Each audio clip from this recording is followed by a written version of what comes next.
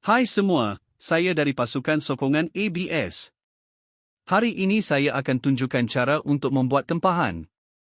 Untuk membuat tempahan, tekan tempahan. Ini akan membawa anda ke kalendar tempahan dan anda boleh melihat semua bilik di sini. Sebagai contoh, saya akan menempah bilik 108 untuk 29 Julai.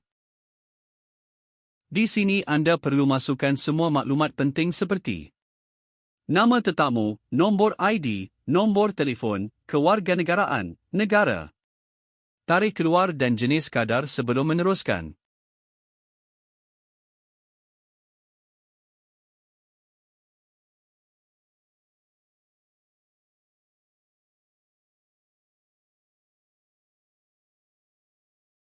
Selepas anda isi semua maklumat, tekan selesai dan tekan selesai sekali lagi.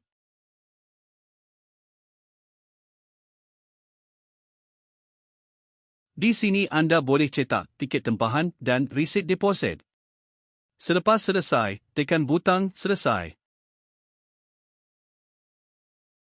Dan anda boleh lihat tempahan telah berjaya dibuat.